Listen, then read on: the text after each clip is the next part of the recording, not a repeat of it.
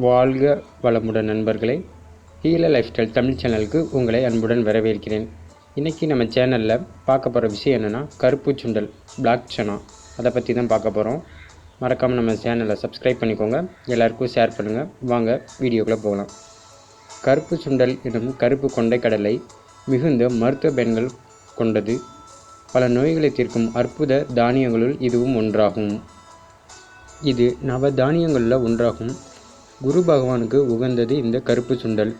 இதில் ஸ்பிரிச்சுவலாகவும் மெடிசினல் வேல்யூவும் அதிகமான இந்த கருப்பு சுண்டலை நம்ம அன்றாடம் இல்லைனாலும் வாரத்துக்கு ஒரு முறையாவது இந்த கருப்பு சுண்டலை பயன்படுத்துங்க.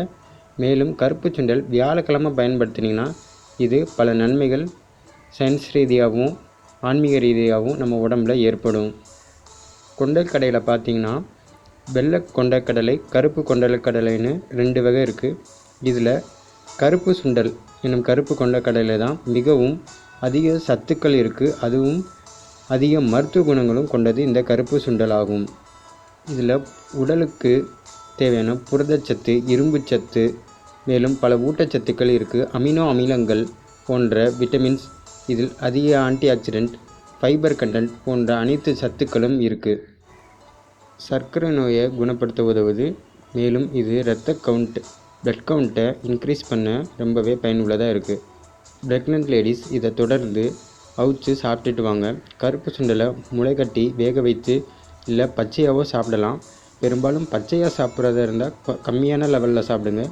முளை கட்டி சாப்பிட்டிங்கன்னா ஓரளவுக்கு ஒரு 100 கிராம் இல்லை 200 கிராம் தாராளமாக சாப்பிடலாம். உங்களுக்கு எப்போ தோணுதோ அதை ஈவினிங் டைமில் குழந்தைகளுக்கு ஒரு ஸ்நாக்ஸாகவும் கொடுத்துட்டு வரலாம். உடல் பலம் பெறும். இதில் உள்ள லோ கிளைசமிக் இண்டெக்ஸ் இருப்பதால் கார்போஹைட்ரேட் என்னும் மாவுச்சத்து நம்ம உடம்புல மெதுவாக சர்க்கரை அளவை கூட்டும், உடனே இன்க்ரீஸ் பண்ணாது. அதுவும் ரத்தத்தை சீராக பரவ உதவும்.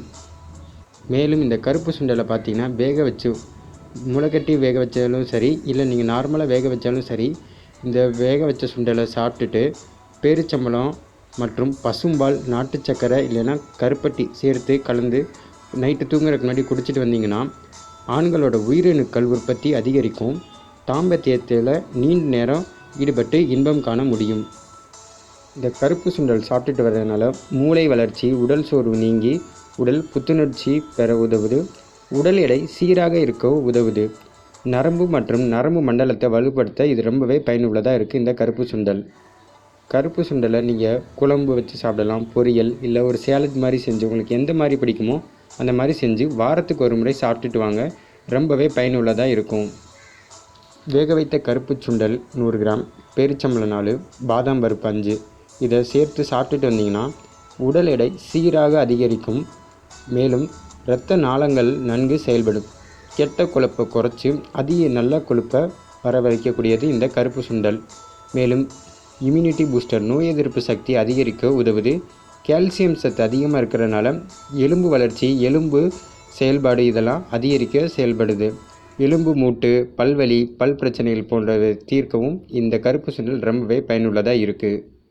இந்த கருப்பு சுண்டலை வியாழக்கிழமை சாப்பிட்டுட்டு வந்தீங்கன்னா ஸ்பிரிச்சுவலாகவும் உங்களுக்கு பயன்பெறலாம். ஹெல்த் பெனிஃபிட்ஸும் அதிகமாகவே இருக்குது. மேலும் இந்த தகவல் உங்களுக்கு பிடிச்சிருந்துச்சுன்னா நம்ம சேனலை மறக்காமல் சப்ஸ்கிரைப் பண்ணிக்கோங்க, எல்லாருக்கும் ஷேர் பண்ணுங்கள். நன்றி.